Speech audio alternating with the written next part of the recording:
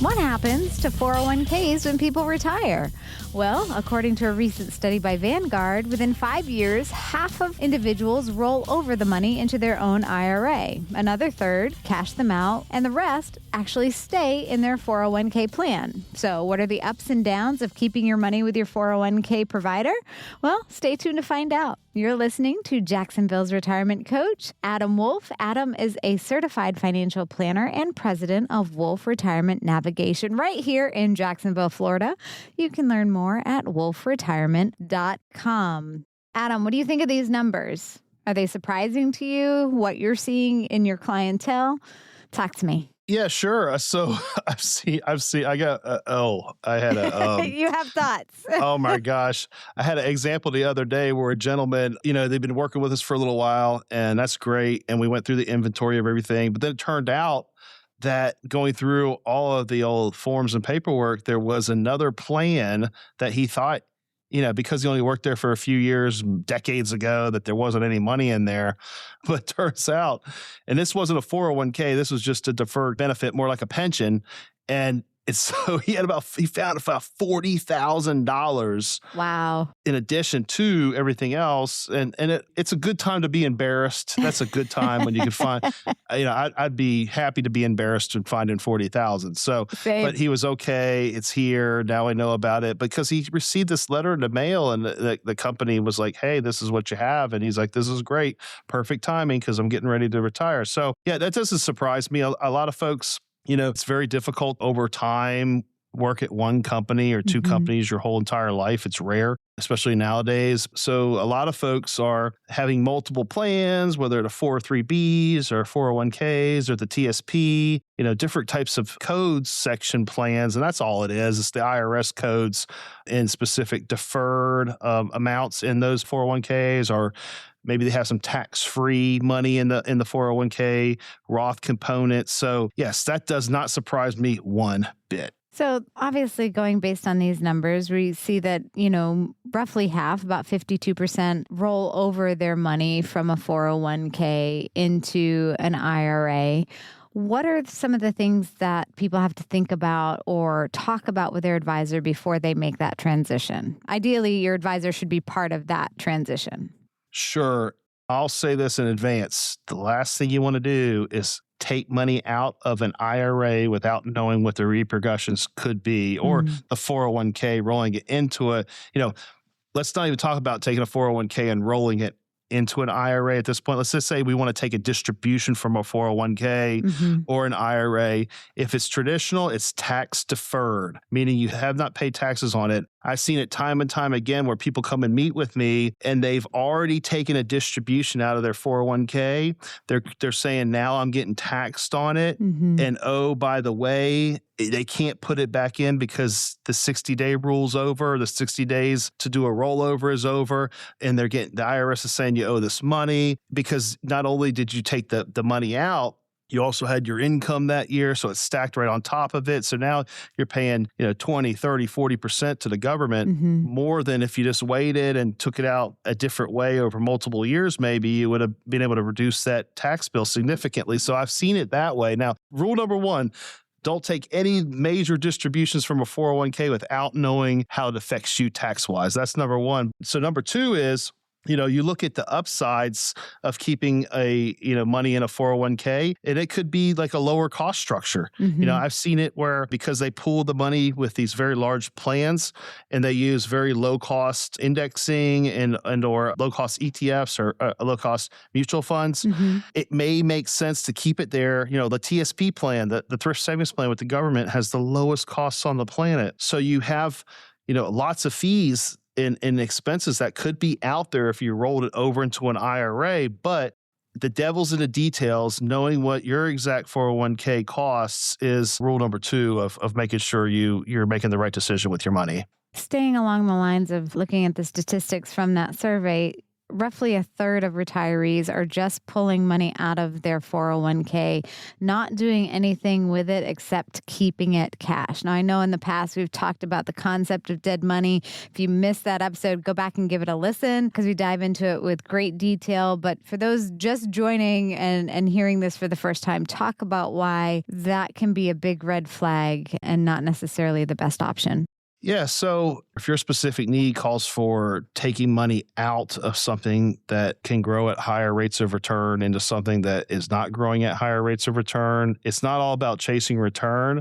So a lot of times it may be just replenishing a savings account. And that could be, hey, I have some dead money, but you know what? I don't care because my savings account is my emergency fund's been rebuilt through that distribution from that 401k, minus the minimum 20% federal tax withholding you have to withhold and take out of that money. But if you do not need it, keep it invested. Now, I'm not talking about how is it allocated? Is it the right amount with risk? I haven't talked about that. But if you do not need to cash immediately and you already have a pretty significant emergency fund and rainy day fund, then you want to keep that money reinvested. We talk about some of the behavioral guardrails that come in with having our 401k just sort of stay in place. But structure is such an important piece of retirement planning. Where are you seeing retirees sort of get into trouble if they don't have structure? They're used to pouring that money into the 401k. They're used to sort of tucking it away, not thinking about it. When that structure goes away and they're now in retirement, where are they slipping up? It's a set it and forget it. When you're in a 401k, when you're putting money into it, you're doing it every pay period. It's automatic. You're used to not living with the funds. The company's matching it. It's growing over time and compounding. And that's great. Now you get to a point where you're now taking money from that plan. There needs to be a structure in place. Taking it ad hoc or not willy-nilly, but taking it over time and just based on more of reactive type of lifestyle, that's difficult because not only can you get caught up with taking it out at the wrong time, if the investment markets or whatever you're invested in, the funds could be down a little bit. You might not want to take it from those funds. You might want to take it from the funds that might be up a little bit. So structuring it that way could make more sense for folks. But also if you were to pull it out, hey, now you are jumping into that next tax bracket. You're jumping from 12 to 22 or 22 to 24. So how much are you going to keep? And oh, by the way, if you haven't hit age 59 and a half yet, you might be penalized 10% of the withdrawal, plus you had to pay the taxes on it if it's not pulled out the right way. Now, we have ways to do that prior to age 59 and a half that are in the tax code and totally legal within the tax code. So we've had some clients take advantage of that, being able to pull money out of those 401ks earlier. But, when it comes to having the freedom and flexibility, not in all cases, but in most cases, having options outside of the 401k plan, not just from investment options, but flexibility of withdrawals and guarantees. Because, I had a client said to me, we need to limit my ability to go in and access this money myself because I am going to get in so much trouble.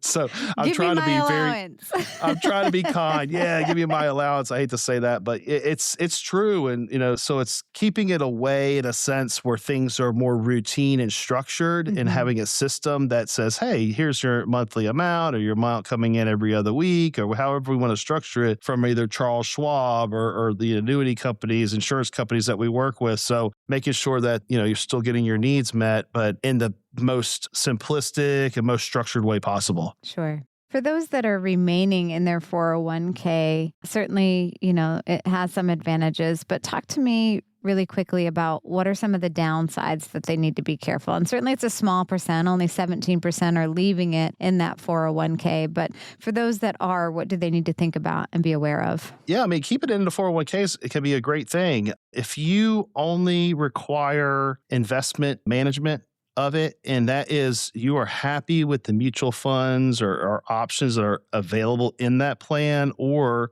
the common stock of the corporation you're working for, it can make sense to keep it there. Or you're happy with the fee structure, like the thrift savings plan.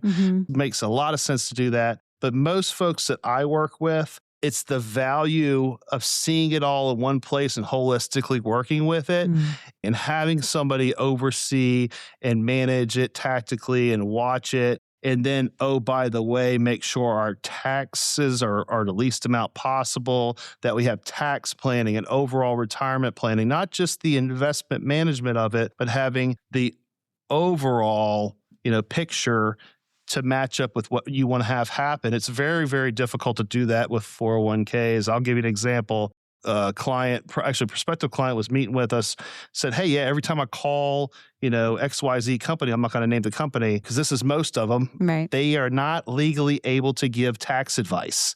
They say, go talk to your tax advisor, go talk to your CPA, or they will give specific investment recommendations for the 401k plan only, which is totally suitable and fine, but they don't have the information of the other 4 or 5 different plans that you have. Maybe you have a Roth IRA or a brokerage account, or you have the rental property. They aren't taking everything into account for your retirement plan. That's where the value is to roll it out to a qualified and competent group or expert who can help with this stuff. Just from an investment management perspective, very few investment managers can beat the market every year forever. So, you want to have a lot of value to make sure that what you want to have happen in retirement gets as close to that happening as possible. And so if I'm understanding, you're saying having it come to a financial advisor who's working specifically to your situation is beneficial because otherwise they're stuck in sort of a one-size-fits-all. Yep. The 401k company is very limited on what it is that they can do. They're sort of just using broad strokes, not painting a detailed photo for your retirement plan.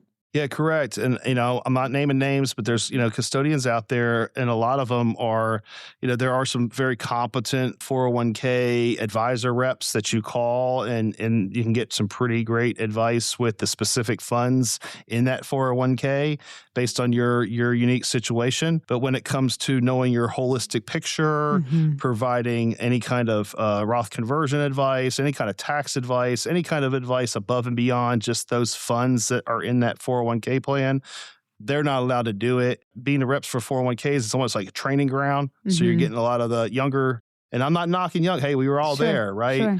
But when it comes to your retirement, you don't, it comes to, going to a doctor with 3 years to 5 years experience versus a doctor with 25 plus years experience is a totally different situation. So nobody wants to be the first case on the surgeon's table. That's a good, no, I don't want that. No, not for me. Not for me. No.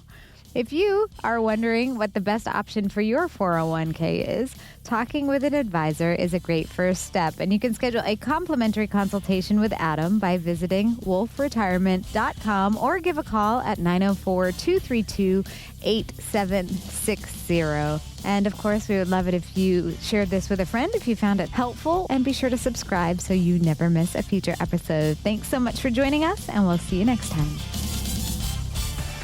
Investment advisory services offered through Coil Capital LLC, a registered investment advisor. Wolf Retirement Navigation LLC and Coil Capital LLC are not affiliated. Investing involves risk, including the potential loss of principal. No investment strategy can guarantee a profit or protect against loss in periods of declining values. Opinions expressed are subject to change without notice and are not intended as investment advice or to predict future performance. Past performance does not guarantee future results. Consult your financial professional before making any investment decision. This information is designed to provide general information on the subjects covered. It is not, however, intended to provide specific legal or tax advice and cannot be used to avoid tax penalties or to promote, market, or recommend any tax plan or arrangement. Please note that Wolf Retirement Navigation LLC and its affiliates do not give legal or tax advice. You are encouraged to consult your tax advisor or attorney. Annuity guarantees rely on the financial strength and claims paying ability of the issuing insurer. Any references to protection or benefits or lifetime income generally refer to fixed insurance products. They do not refer in any way to securities or investment advisory products or services. Fixed insurance and annuity product guarantees are subject to the claims paying ability of the issuing company and not offered by Coil Capital LLC. Florida Insurance License Number W016816.